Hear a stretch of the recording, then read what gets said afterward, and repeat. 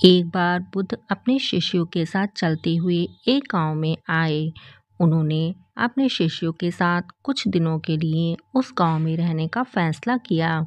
यह खबर गांव में आग की तरह फैल गई कि गौतम बुद्ध उनके गांव में आए हैं। लोग बुद्ध को देखने आने लगे। वे अपनी समस्याओं का समाधान पूछने लगे। बुद्ध भी उन्हें उनकी समस्याओं का समाधान दे रहे थे। इसी बीच एक ग्रामीण ने बुद्ध से कहा, हे भगवान, हम सभी गांव में कड़ी मेहनत करके अपना जीवन यापन करते हैं और उस ईश्वर को धन्यवाद करते हैं जिसने यह सब कुछ हमें दिया है। लेकिन हमारे गांव में एक व्यक्ति है जो कोई काम नहीं करता।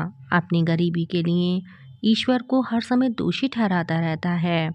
वह हमेशा भगवान को कोसता और गाली देता रहता है। अगर हम उसे रोकने की कोशिश करते हैं तो वह हमें भी गाली देना शुरू कर देता है। हमारी समझ में नहीं आ रहा कि क्या करें। बुद्ध मुस्कुराते हुए बोले, आप लोग कृपया उसे मेरे पास ले आओ। एक ग्रामीण ने कहा, तथागत, वह व्यक्ति बहुत कठोर है। वह आपको गाली भी दे सकता है और हम उसे आपका अपमान करते नहीं देख सकते, इसलिए उसे यहाँ बुलाना उचित नहीं है। बुद्ध मुस्कुराए और बोले, चिंता मत करो, तुम उसे यहाँ लाओ। उससे कहो कि भगवान बुद्ध तुम्हारी समस्याओं का समाधान कर सकते हैं।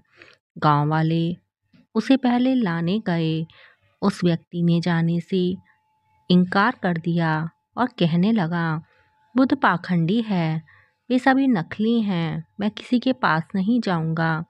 लेकिन जब कुछ ग्रामीणों ने उन्हें बताया कि बुद्ध आपकी समस्याओं का समाधान कर सकते हैं तो वह बुद्ध के पास जाने पर सहमत हो गया। वह व्यक्ति बुद्ध को देखता रहा और बोला, आपने मुझे यहाँ क्यों बुलाया है? क्या आप मुझे यह समझाना चाहते हैं कि मैं सर्वशक्तिमान ईश्वर को गाली ना दूं? जो कुछ उन्होंने मुझे दिया है तो मैं उन्हें गाली क्यों ना दूं? उन्होंने मुझे यह बेकार शरीर दिया, लेकिन शरीर के साथ साथ धन नहीं दिया। क्या बिना धन के मैं इस शरीर का क्या करूँगा?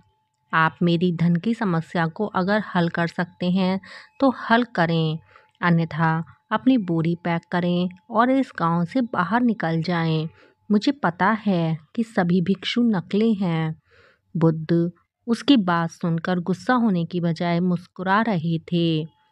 बुद्ध ने उस व्यक्ति से कहा, मेरे दोस्त, ना तो मैं आपसे ईश्वर में विश्वास करने के लिए कह रहा हूँ और ना ही आपको उस पर विश्वास ना करने के लिए कह रहा हूँ। किसी व्यक्ति के सुख दुख का कारण उसका अपना कर्म है, इसलिए यदि आप कड़ी मेहनत करते हैं तो किसी और को कोसने की बजाय आपकी पैसे की समस्या हल हो सकती है। बुद्ध की बात सुनकर वह आदमी उग्र हो जाता है और कहता है, मुझे आपके व्याख्यान की आवश्यकता नहीं है। आप मुझे एक पाखंडी की तरह दिखते हैं। मैं यहाँ केवल पैसे की उम्मीद में आया था।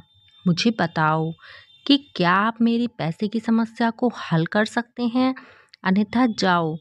बुद्ध ने देखा कि यह व्यक्ति नहीं समझ पा रहा है। तब बुद्ध ने उस व्यक्ति से कहा, देखो दोस्त, मेरे पास पैसे नहीं हैं और ना ही मुझे किसी भी पैसे की ज़रूरत है, लेकिन मैं एक राजा को जानता हूँ। मैं उससे पैसे ले सकता हूँ, लेकिन बदले में आप उस राजा को कुछ देंगे। उस आदमी ने कहा, मैं राजा को क्या दे सकता हूँ? मेरे पास उसे देने के लिए कुछ नहीं है। तो बुद्ध ने कहा, राजा का एक बेटा है जो जन्म से अंधा है। राजा के चिकित्सा के सलाहकार का कहना है, अगर एक जीवित व्यक्ति की आंखें उसे मिल जाएं तो वे उसका इलाज कर सकते हैं। राजा के बेटे को आंखों की ज़रूरत है। अगर तुम अपनी दोनों आंखें राजा के बेटे को दे दो तो राजा तुम्हें तुम्हारे वजन के बराबर सोने के सिक्के देगा और फिर तुम इनसे अपना जीवन जी सकते हो। उस व्यक्ति ने क्रोधित होकर कहा, तुम यह क्या कह रहे हो? अपनी आंखें देनी होंगी? मैं अपनी आंखें किसी को क्यों दूं? आदमी ने कहा, हाँ मुझे पैसे की ज़रूरत है, लेकिन इसका मतलब यह नहीं कि मैं पैसे के लिए अपनी आंखें बेच दूंगा। अगर मेरे पास आंखें ही नहीं होंगी तो मैं पैसे का क्या करूंगा? बुद्ध ने कहा, ठीक है, अगर दोनों आंखें नहीं दे सकते हो तो कम से कम एक तो दे सकते हो। तुम्हारी एक आंख के बदले में राजा तुम्हें तुम्हारे आधे वजन के बराबर सोने के सिक्के दे देंगे। उस आदमी ने कहा, क्या तुम पागल हो गए हो? मैं सोने के सिक्कों के बदले अपनी एक आंख भी नहीं दूंगा। मेरी आंखें अनमोल हैं। मैं अपनी कीमती आंख कैसे बेच सकता हूँ? बुद्ध ने कहा, अगर आपको पैसे चाहिए तो राजा को आपको कुछ देना तो होगा ही। वह आदमी बोला, मेरी आंखें अनमोल हैं। आप कृपया इस मामले को छोड़ दें। मुझे पैसों की ज़रूरत नहीं है। मैं किसी भी कीमत पर अपनी आंखें नहीं बेचना चाहता। यह सुनकर बुद्ध ने कहा, मेरे प्यारे दोस्त, अभी कुछ समय पहले तुम अपने शरीर को बेकार कह रहे थे, लेकिन अब कह रहे हो कि तुम्हारी आंखें कीमती हैं। तुम्हारी आंखें तुम्हारे शरीर का एक छोटा सा हिस्सा है। अगर तुम्हारी छोटा सा हिस्सा इतना अनमोल है तो तुम्हारा पूरा शरीर कैसे बेकार हो सकता है? गौतम बुद्ध के इन शब्दों को सुन उस व्यक्ति की आंखों में आंसू आ गए और वह उनके चरणों में गिर गया। बुद्ध के पैर पर पड़कर वह रोने लगा।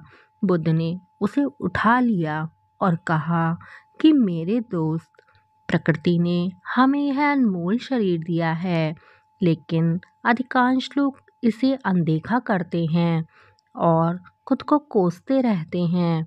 कुछ क्षण पहले आप सोच रहे थे कि आपका शरीर बेकार है, लेकिन अब आप सोच रहे हैं कि यह अमूल्य है। वास्तव में मनुष्य को जो कुछ भी मुफ्त में मिलता है वह उसकी कीमत नहीं समझता।